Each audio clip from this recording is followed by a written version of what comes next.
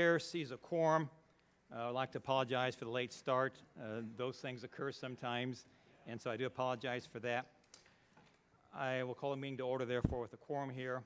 We do have in the agenda, or in the packet that was handed out, the minutes from the October 27th meeting.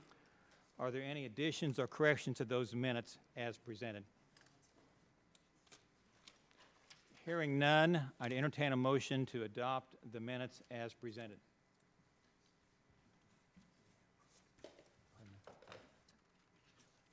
The minutes were for December. Oh, okay, I stand corrected. I've got my little cheat sheet here, and the minutes will come about in December. So I apologize. So I removed that request to have the amendments, or the minutes be approved. They will be approved at the December meeting. And so with that, we have a proposed agenda that has been placed on the table for discussion. Are there any amendments to the proposed agenda? Hearing none, we'll go forward then with the proposed agenda. First, all we have today is review items, and we'll start first with the Indiana Department of Environmental Management. If they come forward, please. Commissioner, welcome, and the floor is yours. Thank you, Chairman Thompson and members of the committee. I'm here today to present our civil penalty rules with accordance of House Enrolled Act 1623. The rules you're seeing today are the same civil penalty policies that we've had in place for at least the last 25 years. Nothing within these rules are changing from the policy that we have been using.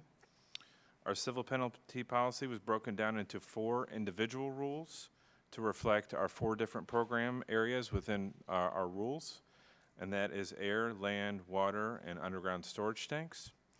We calculate each penalty amount based on a matrix which evaluates the potential for harm to human health and the environment, the extent of deviation from the requirement, and we also consider prior violations, the need to deter future violations, and whether the conduct could potentially be a criminal offense. The maximum penalty that can be assessed per day is listed in statute. For tanks, it's $10,000 per violation per day. For everything else, it's $25,000 per violation. And it's exceptionally rare for us to assess that maximum penalty. Our goal with enforcement process is to get facilities into compliance. Generating penalty revenue is not what drives us.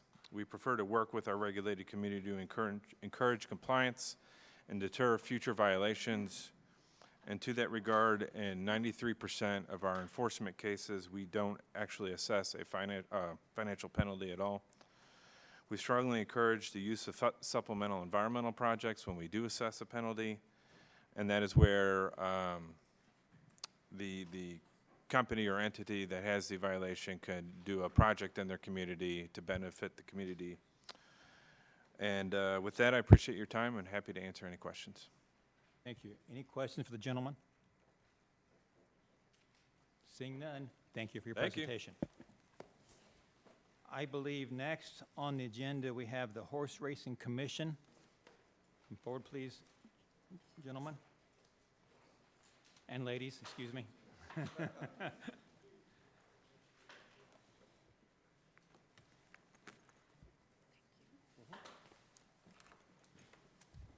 Floor is yours. Go right ahead, please.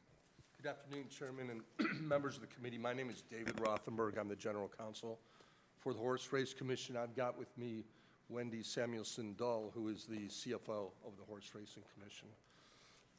Here to talk once again about the effects of House Enrolled Act 1623. Really, this has had 2 impacts on the Horse Racing Commission. The first impact is probably one that the Budget Committee is not hasn't really asked us to address, and that is that all of our rules since the establishment of the Horse Race Commission have been emergency rules. Now, we have worked with OMB on this, and we have under Indiana Code 4-22-2.31B2 readopted all of those rules, and now we're going to be in a 5-year cycle where every year we'll readopt 20% of those rules so that all the rules will be readopted in that way. And I think that probably was the major concern of the Administrative Law Task Force when they met and talked about the Horse Race Commission. Other than that, though, talking a little bit about our fees and fines, which you have the schedule on. As far as fines are concerned, all of our fines go to the general fund. The agency doesn't benefit at all from an increase, from a decrease, from a number of fines. We are interested in regulation and trying to keep people on the straight and narrow. So we get no benefit from an increase in that. The fines really haven't changed at all over time, except when the industry standards have changed. So for instance, if there's been an increase in the industry standard in a fine for a particular medication violation, we have increased that fine as well. We are comparable really to the surrounding states and the national schedule. 99% of our fines come from horsemen. These are results of race violations that are observed during the race. They are a result of tests which are conducted after the race, both of the winners, blood tests, and of random samples that we just choose, and also tips and observations of our investigators who have boots on the ground. That is 99%. And you can see that as reflected in the rule that we proposed. I didn't list every rule because there's, frankly speaking, over 250 different, at this point, violations that can occur. At the beginning of, I should say, at the beginning of the meet, the judges do sit down with all the horsemen, go over all the rules, go over any changes in the rules, and the horsemen, when they apply, acknowledge that they understand the rules. So they're responsible for it. Our promulgation of this particular rule is just putting these fines into rule, which they are not now. We're not increasing the rules in any way. We're not the fines, we're not changing the fines.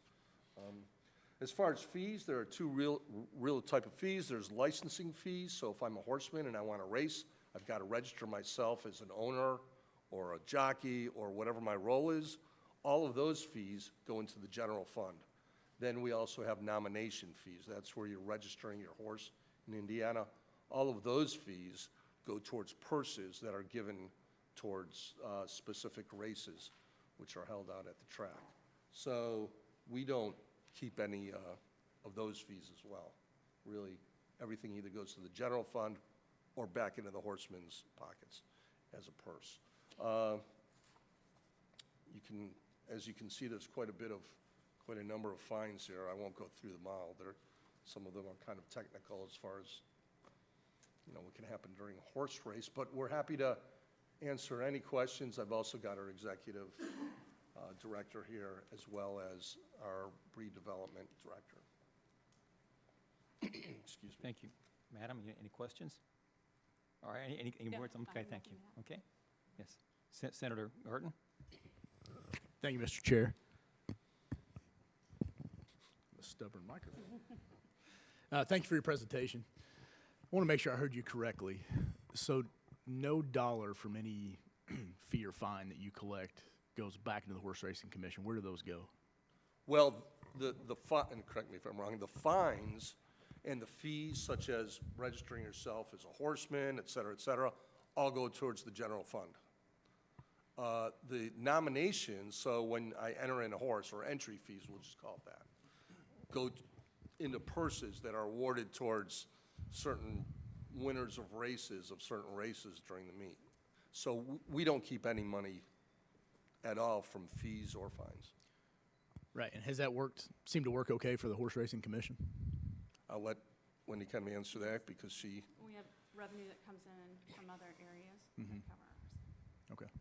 And so to that point, and again, I don't want to belabor the point here, but there's really no way you would be incentivized in any capacity to raise a fee or a fine to grow the agency, to raise revenue even, because that's going to go back into the general fund, correct?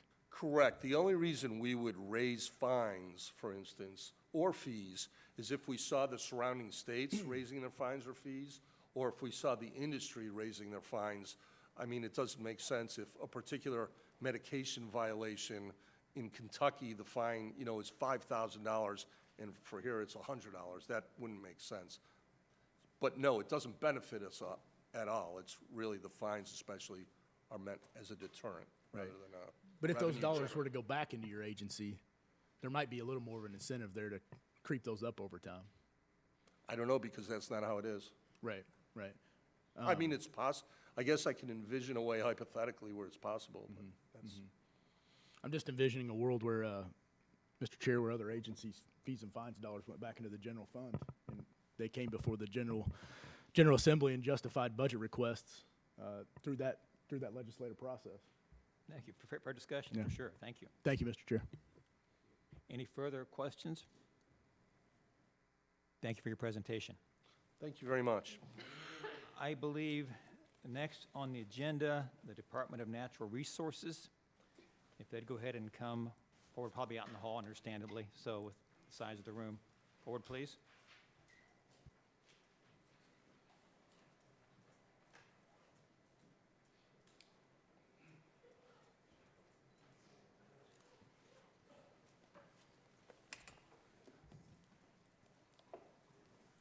Welcome. Please go ahead and do your presentation. Thank you. Good afternoon, Chairman and members of the committee. DNR appreciates your time. We're grateful to be here and presenting our items for compliance with State Enrolled Act 1623. I'm Kirsten Haney, CFO for Indiana Department of Natural Resources, and with me today is David Bausman, our Chief Legal Counsel. We'll be co-presenting the items today because there are several. We'll be doing this by divisions within DNR. I'm going to turn it over to David because he's going to start us off with a brief background of the Natural Resources Commission. Thank you, Kirsten, members of the committee. David Bowson, General Counsel at DNR. Before we dive into our presentation for DNR's fees, fines, and civil penalties safe harbor package, we want to take the opportunity to provide the Budget Committee with a quick overview of DNR's structure and history, especially as it relates to rulemaking and fees. Although aspects of DNR date back into the 1800s, it wasn't until 1965 that the Department of Natural Resources was created as we know it today. On May 13, 2005, the powers of the department to establish fees were transferred to the Natural Resources Commission, commonly known as the NRC. After this date, the NRC was delegated with any powers to the department to establish fees for the following: programs of the department or the commission, facilities owned or operated by the department, the commission, or a lessee of the department or commission, licenses issued by the commission, the department, or the director of the department, and inspections or similar services under Title 14 performed by the department or an assistant or employee of the department. In addition to the fee authority, the NRC was also the permanent rulemaking body for DNR. This 12-member commission includes 6 citizens chosen on a bipartisan basis, 3 ex officio members of state agencies of INDOT, IDEM, and Tourism, the director of DNR, the chair of the advisory council, and 1 representative of the Indiana Academy of Sciences. The NRC meets at least 4 times a year and provides a public forum for citizens, stakeholders, and interested parties to participate in the rulemaking and fee discussions of the agency. Going forward, upon review of the safe harbor package today, DNR will submit a rule package to the NRC for preliminary adoption of these rules to be in compliance with House Enrolled Act 1623. We expect preliminary adoption early next year, and which will provide additional public input into the processes that were already established in House Enrolled Act 1623. We hope this information is helpful on overviewing where we've been as an agency and our path forward as we strive for compliance with the new statutory rulemaking changes.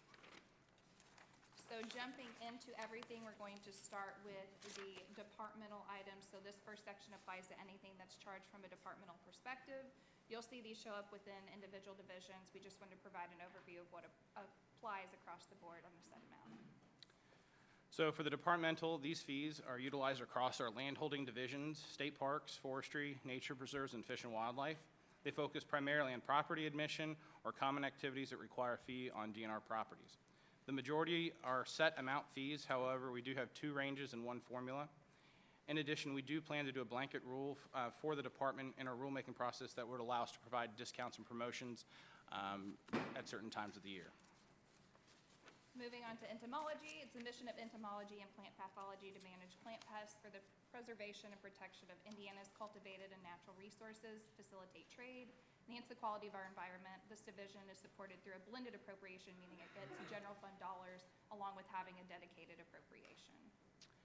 Entomology has 2 reimbursement services that we've categorized as another payment amount set by the agency, as well as 2 civil penalties for approval for violations of nursery growers and apiary. The reimbursement are ranges since the costs vary based upon the services and samples required. Next is Fish and Wildlife. This division's mission is to enrich the quality of life by balancing the biological, ecological, recreational, and economic benefit of Indiana's fish, wildlife, and their habitats. This includes operating more than 30 fish and wildlife management areas and 7 state fish hatcheries, develop and maintain more than 350 public access sites, and control succession on over 101,000 acres of uplands. Fish and Wildlife is completely dedicated funded. Along with that, we also have nature preserves. So the mission of nature preserves is to identify, protect, and manage an array of nature preserves and natural areas to maintain viable examples of all of Indiana's natural communities. Nature Preserve's main operating fund is general fund supported, but we also have a dedicated fund where the revenue goes. For Fish and Wildlife and Nature Preserves, it's predominantly all fees that are set amounts, with the exception of a couple ranges and formulas. The fees are for our licenses, stamps, and permits issued by the Division of Fish and Wildlife, such as our commonly known hunting and fishing licenses.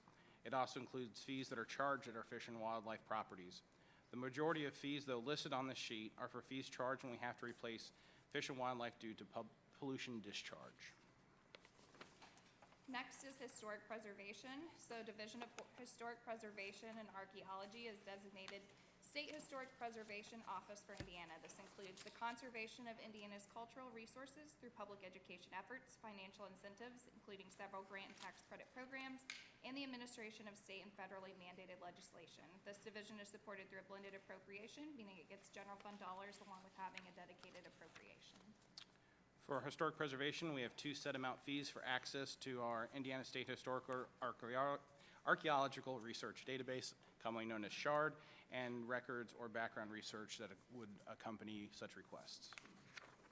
Next is the Division of Forestry. It manages 160,000 acres of forest, 500 miles of recreational trails, 4,500 acres of timber. In addition, state forests maintain extensive resource management programs, including timber management, reforestation, forest improvement, cultural resources, watershed protection, wildlife habitat improvement, nature preserves, and enhancement of forest values. This division is supported through a blended appropriation, meaning it gets general fund dollars along with having a dedicated appropriation. For forestry, the majority of fees listed here are for state forest properties, for rentals such as campsites, cabins, as well as other rental structures on our properties. This also would include activities that would require a permit or tag. The fees are predominantly set amount fees, but we do have several ranges and formulas that have been noted accordingly. Next is INSWAP. This is the Indiana Stream and Wetland Mitigation Program. It's a DNR program established to offer developers the opportunity to purchase stream mitigation credits that are applied to alternative project sites for restoration work. The Natural Resources Foundation is the fiscal body of this program. The fees listed here for DNR's in lieu fee program allow permit applicants, commonly developers, the option to purchase stream and/or wetland mitigation credits to fulfill compensatory mitigation requirements for permitted impacts authorized by Indiana State Isolated Wetlands Law, DNR's Flood Control Act, our Lake Preservation Act, or our Navigable Waterways Act. Next is the Division of Reclamation. They're responsible for oversight of active coal mining and restoration of land disturbed for coal extraction and restoring land mined for coal but abandoned without full or proper reclamation.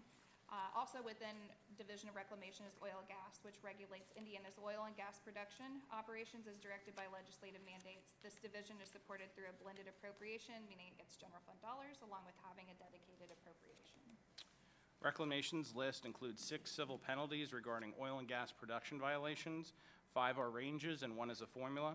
We also are requesting review of our bond requirement for a permit not covered by the Surface Coal Mine Reclamation Bond Pool, which is classified as another payment amount set by the agency that would otherwise qualify as a rule. Next is the Division of State Parks. The mission of Indiana State Parks is to conserve, manage, and interpret our resources while creating memorable experiences for everyone. State Parks provides conservation of unique natural and historical features of the state for guests to enjoy. This division is supported through a blended appropriation of general fund dollars along with having a dedicated appropriation. As with our other property holding divisions, state parks fees are predominantly focused on our property rentals and activities, such as campsite, cabin, and other rentals, as well as activities that require a permit or tag. In addition, we have several group docks and boat slip fees for marinas that are operated by DNR and not by a concessionaire or lessee. The fees are predominantly set amounts with a few ranges and formulas. Next is the Division of Water. The Division of Water is responsible for a multitude of duties related to water resource evaluation and conservation, along with public safety near Indiana's waterways and flood-prone areas. The division is supported through a blended appropriation of general fund dollars, along with having a dedicated appropriation. Division of Water has only one fee, which is a royalty fee for extracting mineral resources such as sand, gravel, stone, or other hard minerals. The permit fee already meets the requirements of House Enrolled Act 1623. However, we do need to have the royalty fee become compliant. Next is the inns. So Indiana DNR State Parks are home to 7 lodges operated by the Indiana State Park Inns Authority. They became codified through passage of State Enrolled Act 186 in 2021, establishing them as a public body in corporate politic, or better known as a quasi-organization within the state government. We're simply here presenting on their behalf today, but they do handle the fiscals on their individually of their own. The authority presentation today is for our state park inns and lodges as well as the Fort Golf Course. The fees listed here are common within the hospitality industry for rooms, rental space. The majority of the fees are ranged that allows them to be priced at a market rate. And lastly, we have the concessions and private marinas. So some of our properties within DNR include services for the benefit of visitors that are provided by individuals or companies from the private sector who operate facilities under a lease and concessionaire agreement. For today's, we'll be covering the marinas and the list, and this is completely dedicated fund supported.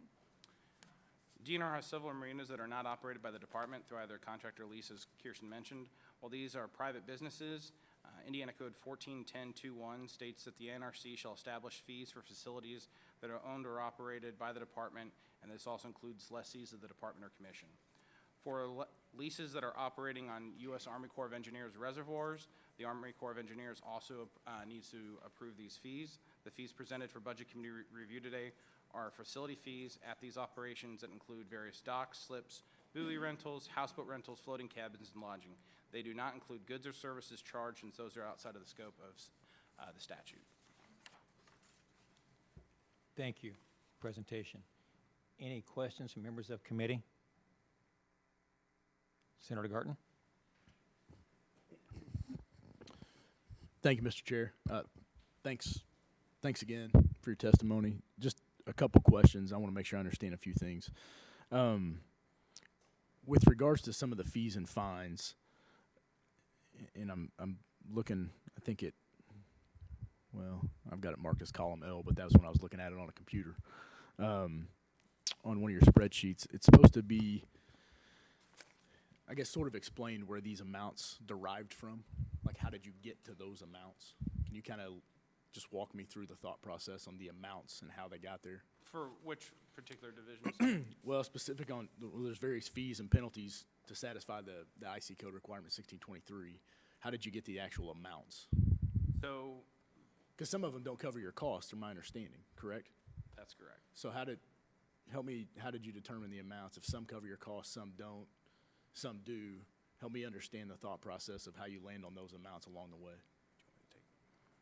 So in varying different aspects, so for the case of our properties and rentals, a lot of that looks at market rates surrounding states.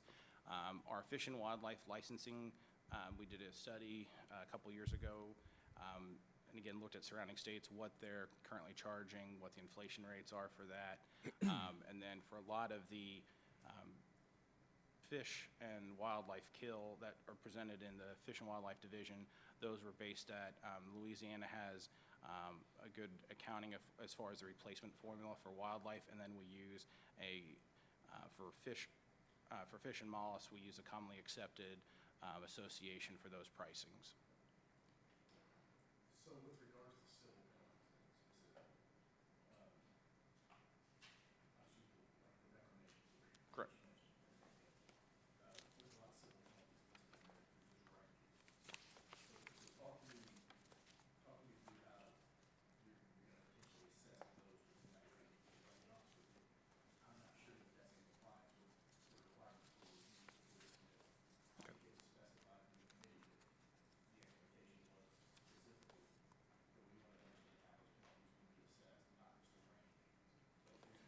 The fact.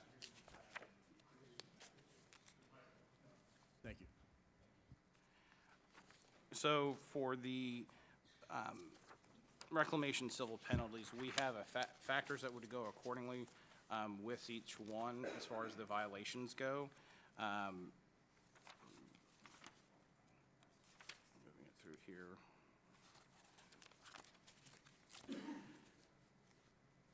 And I'm happy to read through if that would work, or I can provide you a copy. Well, again, I'm trying to understand the range, Sure. right? So help me understand how DNR within that range is gonna assess, how are you gonna determine?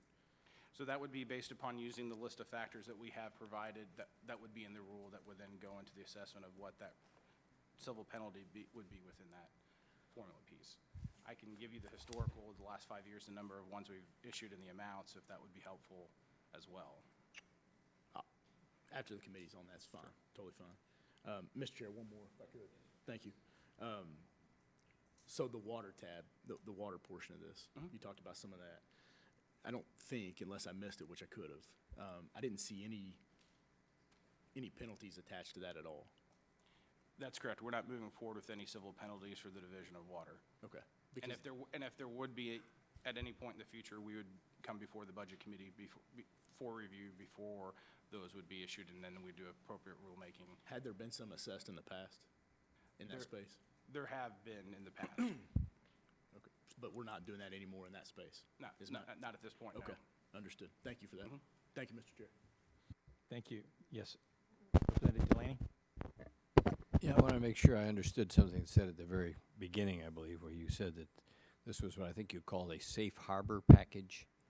That's correct, Representative. Let me see if I understand what you mean by that. Under 1623 passed this year, there's a provision that if you get here to this body, get accepted on the agenda, that those fees or fines will be authorized. What would happen if you didn't do that? If you did not come to us for permission, what's your understanding, the alternative? For example, if we said no. So we would not be able to continue collecting those items. So the safe harbor provision puts agencies at the risk of not being able to collect fees or fines next year if they haven't been in front of us and gotten accepted. Correct, that's our understanding. As well as potentially paying attorney's fees as well. That was part of the safe harbor piece. Paying attorney's fees to whom for what? For non-compliant, Okay.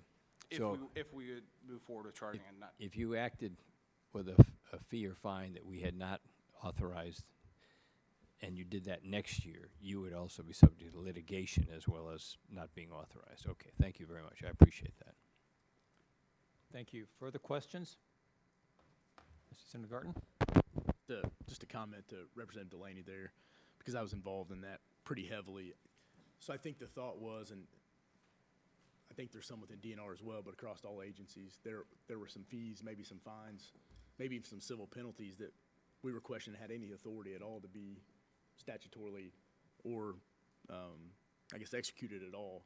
So we created that safe harbor period to allow those agencies to come into compliance to make sure that they were in fact following the law and had statutory authority to levy those. And so that was the thought process and the sort of the safe harbor timeframe. So, yeah, thank you. Thank you. Any further questions, members of committee? Seeing none, thank you for your presentation. Thank you.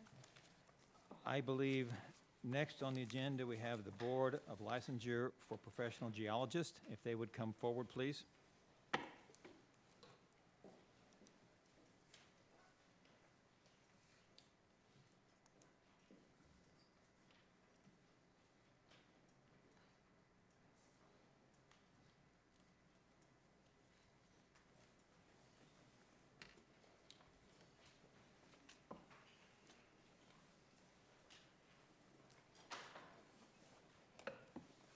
Welcome. Thank you. Go ahead and make your presentation, please. Good afternoon, I'm Todd Thompson. I'm the Director of the Indiana Geological and Water Survey, and with that directorship, I'm known as the State Geologist of Indiana. I'm also the Chair of the Indiana Board of Licensure for Professional Geologists, annually voted by the board as the chair.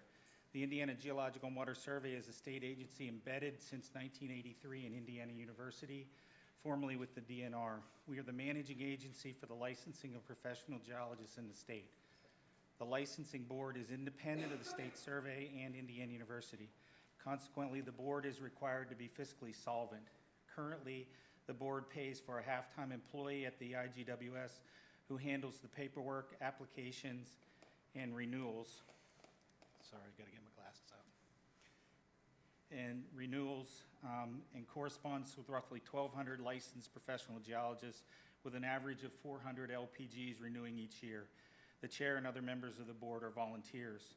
Public Law 108/2022 directed the Indiana Board of Licensure for Professional Geologists to adopt rules requiring continuing education in the geological sciences as a condition of license renewal and the development of a set of conditions, requirements, and implementation of the continuing education program.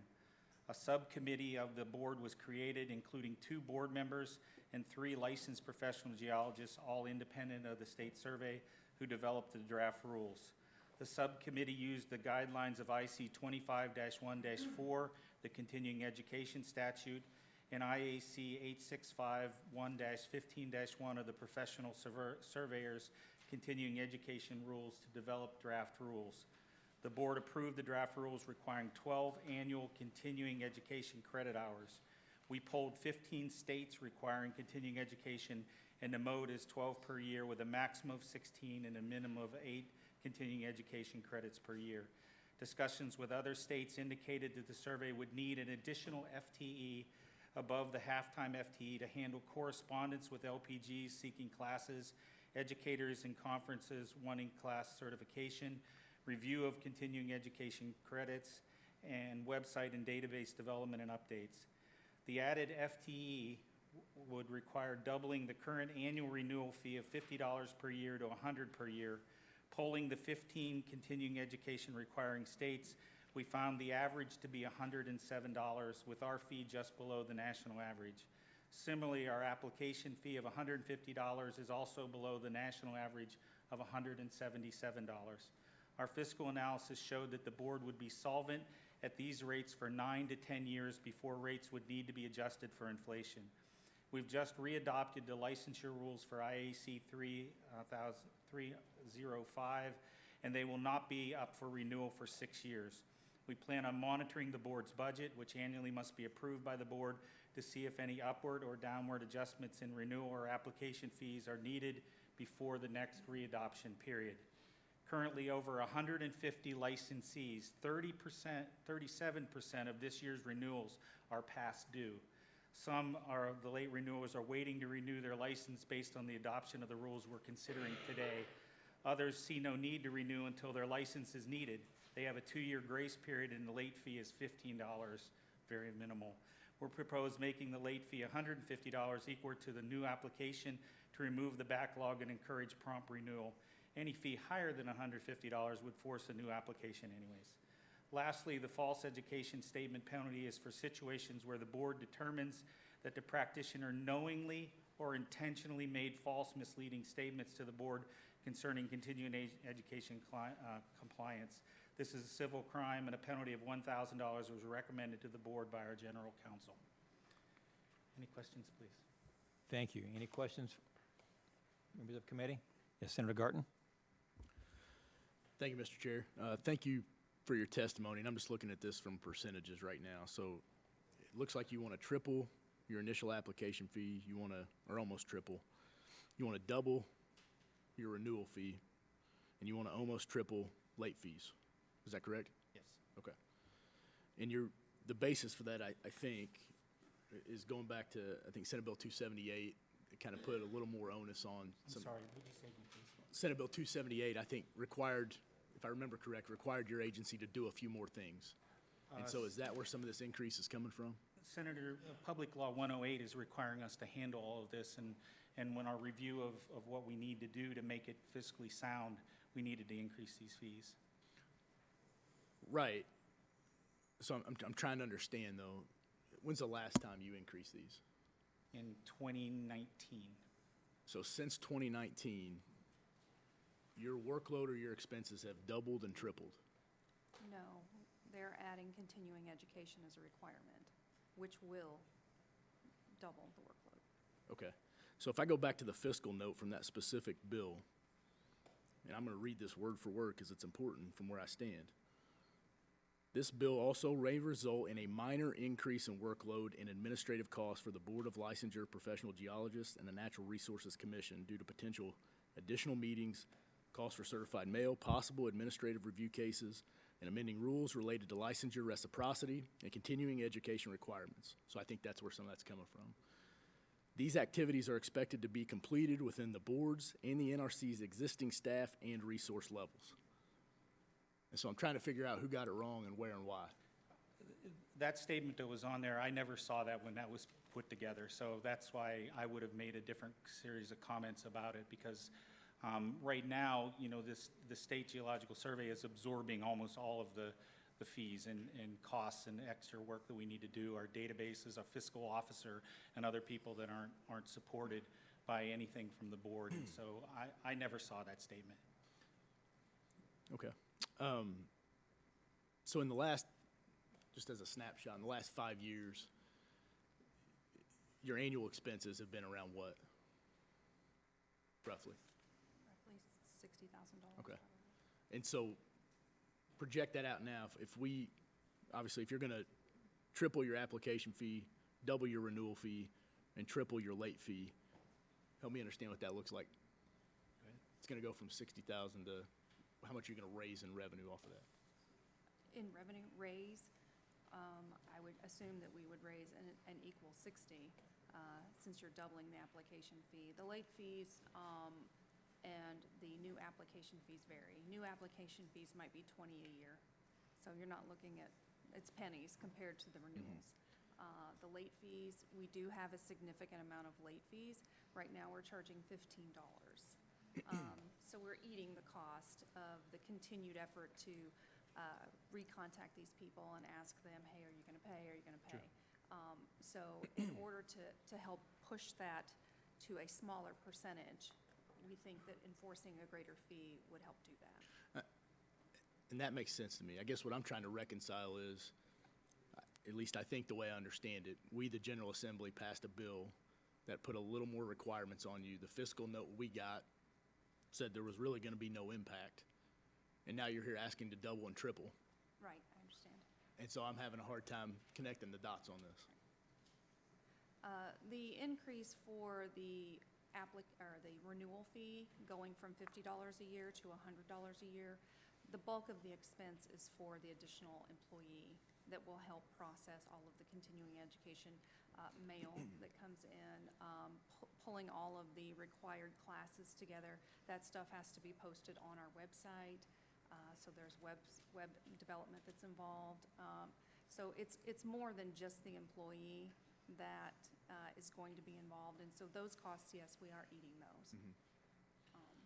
And so help me understand, and maybe this is the part that I'm maybe missing. So the actual structure of the agency. So you actually fall under Indiana University? We're on under Title 21. Okay. But we have a separate budget from the university. Okay, And we've been on a flat budget for 11, 12 years. understood. We're just starting to run out of resources. Okay, all right, thank The you. licensure program has zero budget. It is all self-funded through renewals. I'm sorry, the licensure budget is zero. There is no state funding for the licensure program. It is all funded through licensure renewals. Thank you, Mr. Chair. Thank you. Director Jackson? Thank you, Mr. Chairman, and I think probably along the lines of Senator Garton's questions, I just want to try to connect some of the dots. And so you mentioned that you're technically the state geologist. That's one hat that you wear. Yes. The other one is as the board chair of the licensed professional geologist. But those are two different hats. Yes, they are. Are you here today as the state geologist, or are you here today as the chair of the LPG? I'm here as the chair of the LPGs. Okay. And then you mentioned earlier, I think, too, that you weren't, the geological survey was something different, and there is a state appropriation, but I think you also mentioned that they're helping to support some of your operating costs, and they do get a $2.8 million appropriation. So that does or doesn't cover your costs? Our 2.8, Yeah, it covers 70% of our salaries, and then, you're talking about the State Geological Survey right now, not the board. the So 2.8 million from the The 2.8 state. covers 70% of our salaries, and then we bring in with grant money roughly $3.5 million a year that But supports I'm sorry to interrupt. When you say cover they cover for the geological, geological surveys. which the is not surveys, the LPG. Which is not the LPG. But the geological survey does cover some of the LPG operating costs? We're the managing agency, and so things like running a web server, putting up the web pages, running the organization of it, and all stuff is what we end up having to absorb. What we get from the board is a half-time employee, a half-time clerical. And supplies, it covers supplies. Does your paycheck say Indiana University, or does it say LPG, or who do you actually? I get a paycheck from Indiana University. Okay, all right. Because our budget is moved into the. Is administered by? Yeah, it's administered by the Okay, university. thank you. Thank you. Further questions, members of committee? Thank you for your presentation. I believe next on the agenda is Department of Homeland Security. If they would come forward, please.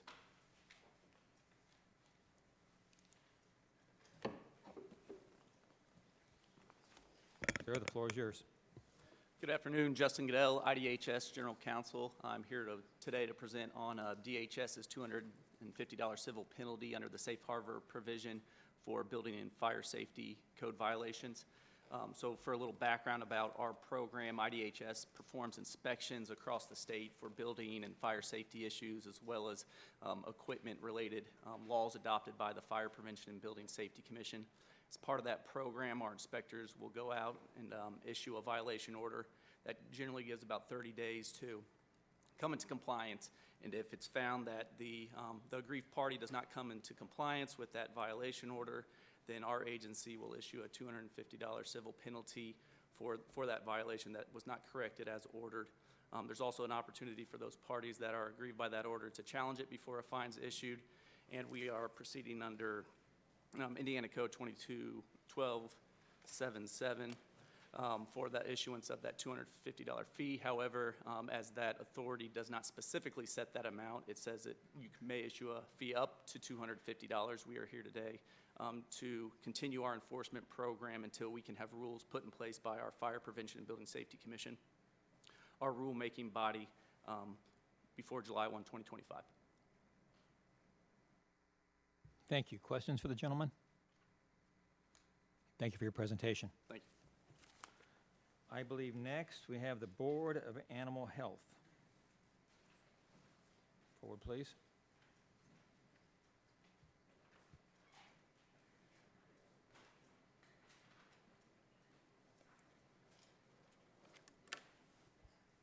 Please go ahead. Good afternoon, Chairman and members of the committee. My name is Sarah Simpson, and I'm the General Counsel for the Board of Animal Health. So as you're looking at our report that we have put together for the safe harbor penalty, we have only penalties listed because all of our fees are a specific amount set in state law. So these are only our existing penalties for all of our different rules. And these are ranges that are set forth in our most recent schedule that's approved by our 11-member board, which is comprised of the industries that we regulate. So essentially, our process is that our board approves and establishes these ranges for first offenses and subsequent offenses of our various rules. And then as you get to the end of our report, it sets forth the factors that our agency personnel consider when we're determining a specific amount within these ranges set by our board. So as you see there at the bottom of page 1 and onto page 2, it goes through all of the different rules, and the moving animals has the most content as far as the different rules that fall under that article. These would be offenses such as moving an animal from a premises subject to quarantine, removal of official identification, falsification of any testing documents or health certificates. Those are the types of violations under that moving animals section.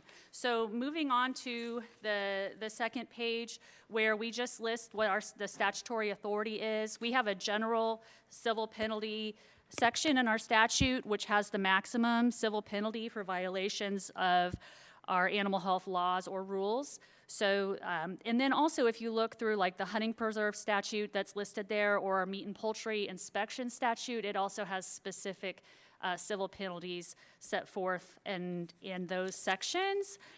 And also the commercial dog breeder and broker there at the top of page 3, it being in its own article, has its own maximum civil penalties, which are all in the report. All of our fees go into the general fund. We do have dedicated funds, such as our captive cervid program fund and the commercial dog breeder and broker fund, but those consist of fees to support enforcement of the programs.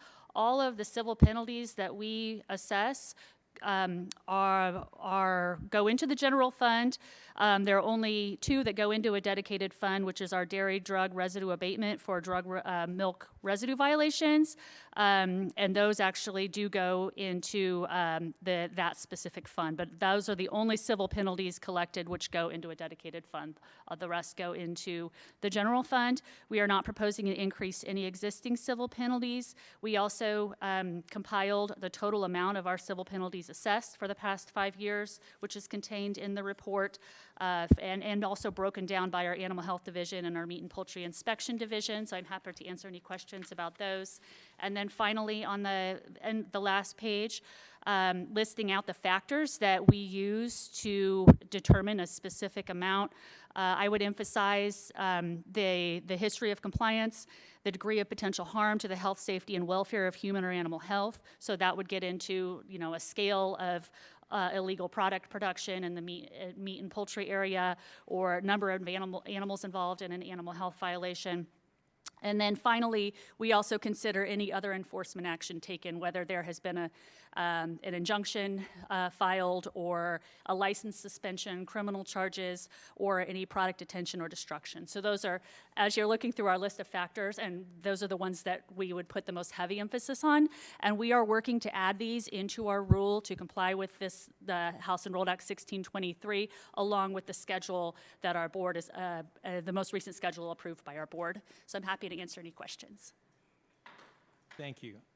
My comment as I read through that, I like that, and the fact that you've looked at how people have complied in the past and in their history. I thought that was a good thing, because in some cases they do it out of ignorance. Right. And other cases it's willful, not complying, and that's a different scenario. And so Absolutely. I just thank you for that. Thank you. Any comments from members of committee? Tell Dr. Marsh I said hi. I will. Please, I've Thank known you. him a long time. Thank you very much. Thank you. Next, I believe we have the State Lottery Commission. They come forward, please.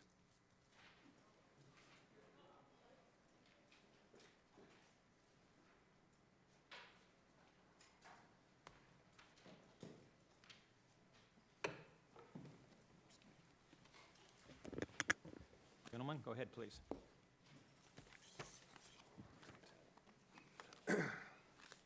Good afternoon, Chairman, members of the Budget Committee. My name is Chuck Taylor. I am the Director of Legal Affairs and Compliance for the Hoosier Lottery. With me today is our Controller, Jim Molitor, as well as our Director of External Affairs, Jared Bond. I want to thank you for the opportunity to address you on behalf of the Hoosier Lottery. The lottery plays a pivotal role in generating funds that are vital for supporting the Teachers' Retirement Fund, Police and Firefighters' Pension, and reducing excise taxes paid by all Hoosiers. Our commitment to transparency and accountability is unwavering, and we want to ensure this committee understands how fees, fines, and penalties are utilized by the Hoosier Lottery. Before I begin with the agenda items, I do want to also let the committee know that each of these agenda items have been in existence since the lottery was created. These are not new fees, fines, or penalties, but I wanted to make sure you understood how we utilize them. So first is our lottery retailer late payment penalty. These fees have been collected since we were created by legislature in 1989. The lottery has approximately 4,400 retailers throughout our state who sell products to the public. Money collected by retailers from the sale of lottery tickets, less the amount retained as compensation for the sales of tickets and the amount paid out as prizes, is required by statute to be held in trust by these retailers until it's delivered to the commission. The lottery collects this payment via weekly electronic funds transfers from our retailers, and occasionally a retailer does not have sufficient funds to make payment and the transfer is denied as an NSF. When this occurs, the lottery has a policy where they charge a late payment fee to that retailer, where the first NSF is $20. The second NSF, that is less than $1,000, is also $20. And if it is more than $1,000, then it is $50. The retailer late payment charges and fees are calculated and intended by the lottery to offset some bank fees that the lottery is charged, as well as recognize additional administrative steps that must be utilized in these instances, but they also deter future violations by the retailer. The fees serve an educational purpose, encouraging a culture of compliance and responsibility by our retailer network. The second on the agenda is our retailer application fees. Retailer application fees have been collected also by the lottery since we were created in 1989. When a retailer wants to become a lottery retailer, they must submit an application for review and approval by our staff. Costs associated with processing an application may include administrative review and investigation by various sections of our office to ensure compliance with the statutory requirements for becoming a retailer that are outlined in IC 4-30-9. The fees include $100 for a certificate of authority application, $50 for a renewal, and $10 for a duplicate or amended copy. The fees have not changed since 2006. And they are imposed by the lottery and designed to subsidize the administrative costs, ensure the integrity of our operations, and foster responsible gaming practices. These fees are calculated to strike a balance between generating revenue and ensuring that our operations remain accessible and fair to all retailers across the state. Our third item on the agenda is our lottery terminal weekly service charge. These have also been charged by the Hoosier Lottery since we first introduced lottery terminals into our network. Each of our approximately 400 retailers have at least one lottery terminal that is used to sell and record our products to the lottery's central gaming system. This system is an integral tool that is used to ensure the integrity of our operations and ensures retailer transactions are properly recorded for prize payment. It also ensures that retailers are properly compensated and that lottery sales are properly accounted for. Lottery terminal weekly service charges are $10 weekly per terminal, and they're used to offset the central gaming system expense the lottery must pay to our vendor. All revenue flows through and is calculated to strike a balance between generating revenue and ensuring that our operations remain accessible and fair to all participants. The lottery's fees, fines, and penalties are not just revenue streams for the Hoosier Lottery. They're tools in our commitment to responsible gaming, integrity, and public trust. And as we navigate our budgetary landscape, it's imperative to recognize that there's a delicate balance that we strike between generating revenue and upholding the highest standards of fairness and accountability. I appreciate your time and attention to these matters, and I'm happy to address any questions or concerns that you may have about these. Thank you for your presentation. Senator Cordora? Thank you, Mr. Chair. Thank you for your presentation. I wasn't here when the law passed to allow the lottery in Indiana. Has there been any concerns over the last decade or two in fluctuation in the amount of lottery going towards the teachers' pension funds or the firefighters, anything like that? if I understand correctly, is there concern about how much is delegated to those funds? Yeah, I think, lottery is not a fixed stream of revenue that is equal every single year. Right. So since it funds critical functions such as teachers' pensions and so on, when lottery sales go up or down, do we supplement that fluctuation from general funds, or? Each year, there is 30 million that is automatically allocated for each of those funds. The remainder goes to offset excise taxes in the lottery surplus fund, and I believe that was created by legislature. Got it. Thank you. Appreciate it. Thank you. Other questions, members of committee? Seeing none, thank you for your presentation. Thank you.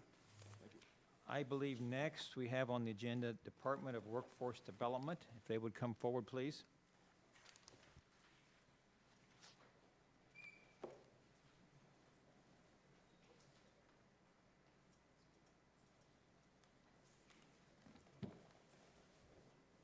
Welcome. The floor is yours. Welcome. Good afternoon, Chair Thompson, members of the committee. My name is Mike Smith. I'm the Chief Financial Officer with the Department of Workforce Development.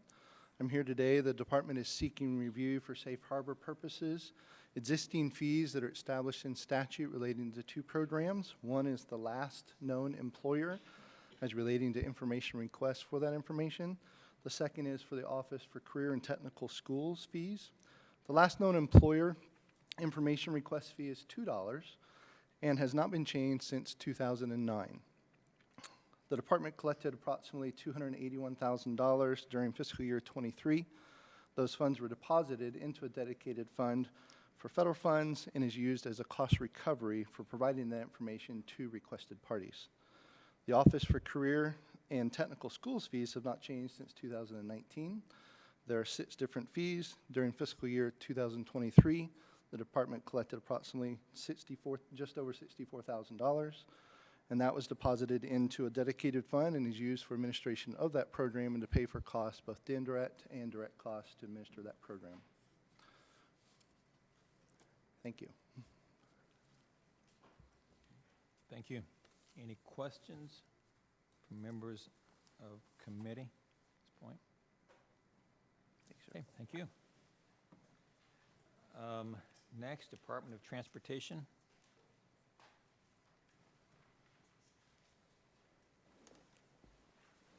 Ahead, please. Good afternoon, Chairman Thompson, Senator Mishler, and members of the committee. Good to see you all both 2 days in a row. So looking forward to tomorrow's first task force conversation. Thank you for having NDOT in today as we look to comply with HEA 1623 of 2023. That bill, as you all know by now, after a few speakers today, set up requirements for agencies to comply with in charging fees that are not codified. Today, our agency's aim is very simple. We are looking to gain compliance with the statute on fees before each day. We put them into 2 different packages, our right-of-way permit fees and our oversize and overweight non-divisible load permits, which we have people apply for to make sure that they are paying their fair share of costs. The right-of-way permits include getting a driveway cut on state highway, public road approach for our local governments that work with us to get into the state highway system, simple road closure permits, and railroad crossing closure permits.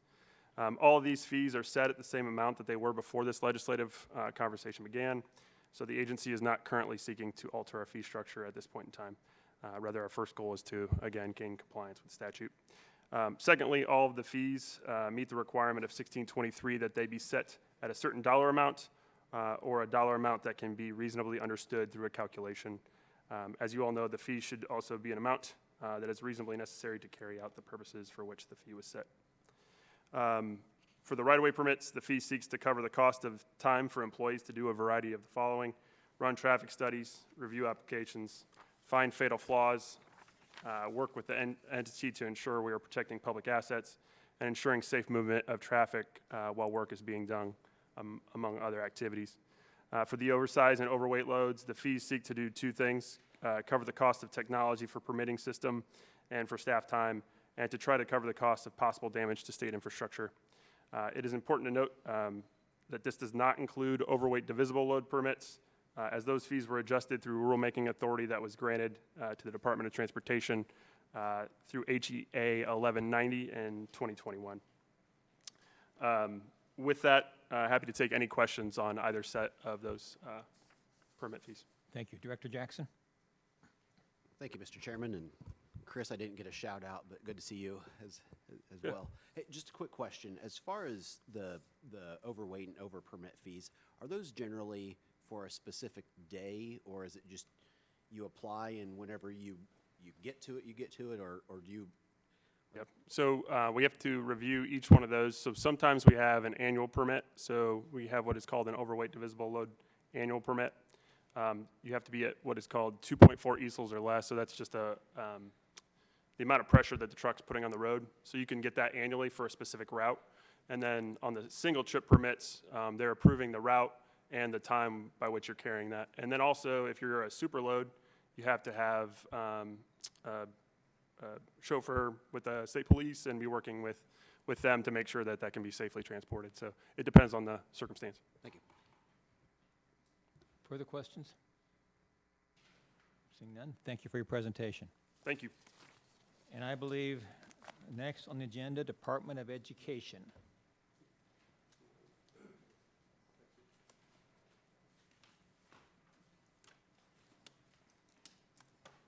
Welcome. Please go ahead. Thank you. Good afternoon, Chairman Thompson and Budget Committee members.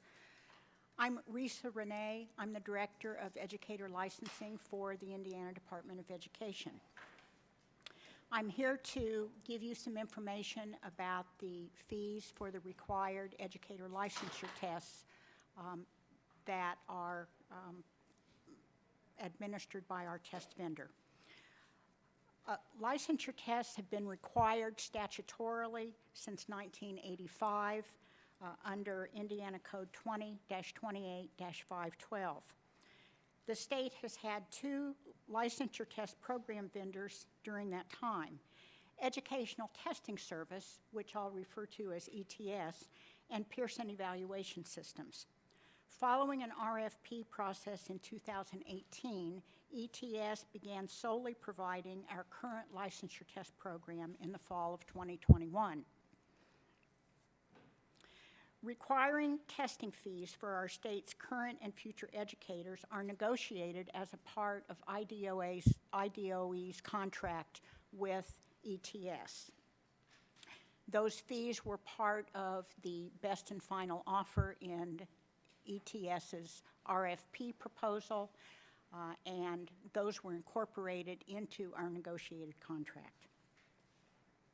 The test registration fees that you will see noted on the chart that we provided are paid by test takers directly to the test vendor. This chart is also posted on IDOE's website so that test takers can see exactly what fees they are going to be charged to register for their required licensure tests. The department receives no revenue from the testing fees. As IDOE's contract with ETS is a $0 contract, the vendor receives all of its revenue through test taker registration fees. During the most recent testing cycle, which ran from September 1st, 22 till August 31st of 23, we estimate that ETS received just over $1.9 million from Indiana test registration fees. Thank you, and I'm available to answer any questions. Thank you. Any questions for the lady? Seeing none, thank you for your presentation. Thank you. I believe that that is the last. Representative Porter? Thank you, Mr. Chairman. And as you were saying, that you believe this was the last presentation. And today, we heard from 10 different agencies as I looked through this, and one agency, Mr. Chairman, we heard from all of them. Was one we did not hear was from the Indiana Gaming Commission, and I mean they're part of the Safe Harbor, the early Safe Harbor program that we have that's due by the end of this year, by 31st of December. So I was wondering why they were not incorporated into this presentation by the other 10 agencies that we heard from today. And, you know, as we know, I mean, we're well aware of the regulations that happen across this, in the world of gaming, and it's a highly regulated industry.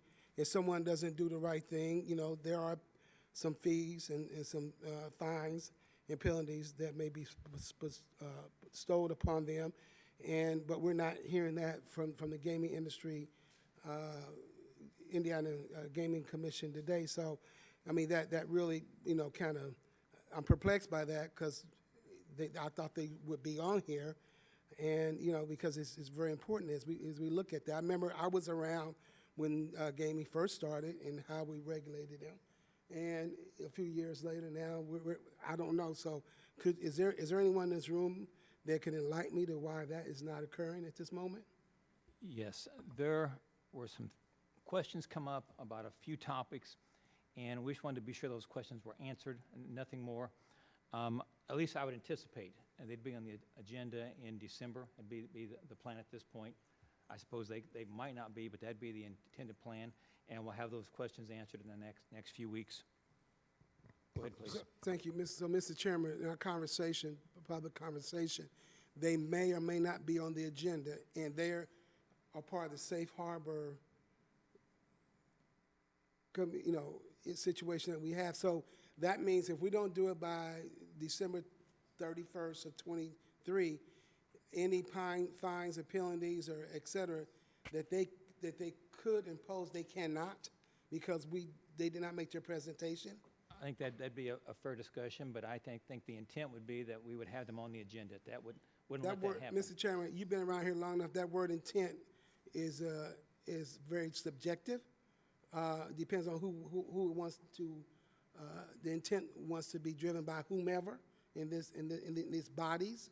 So I'm very concerned about that. But I just want to.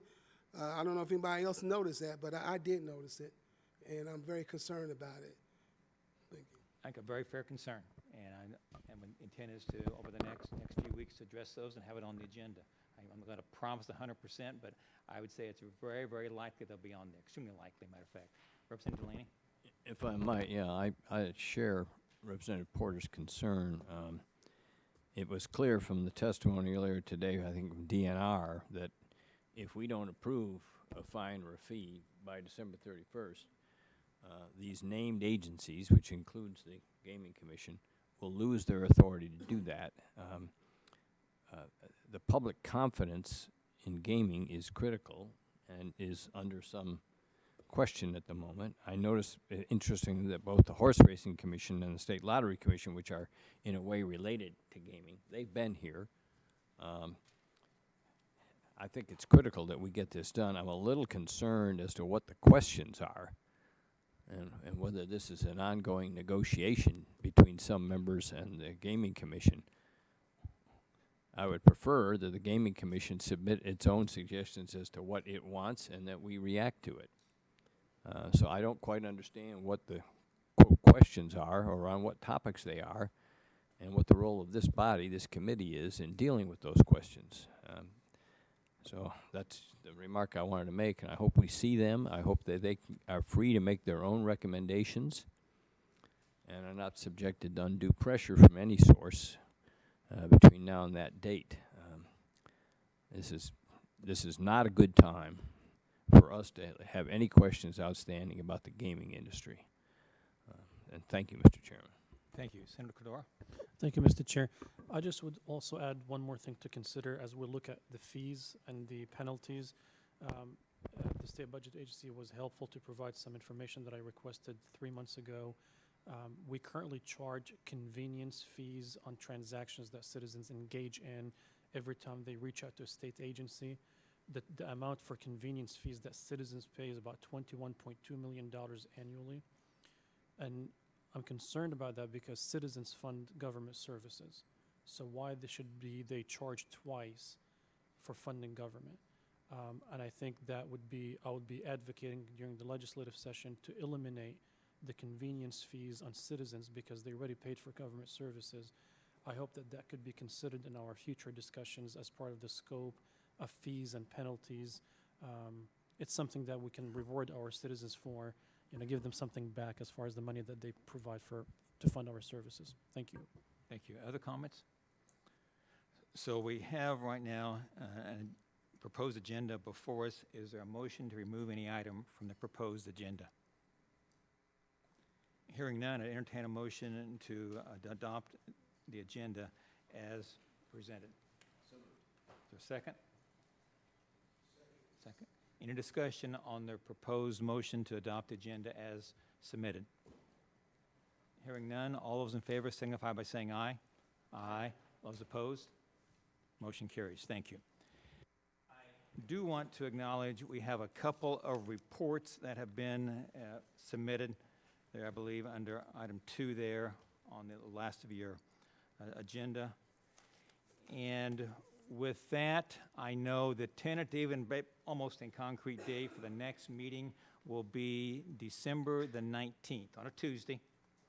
And so that's the plan. I believe we'd have some items possibly that will go on the agenda besides the revenue forecast be that day. Is there anything else that needs to come before the committee or any comments before we adjourn?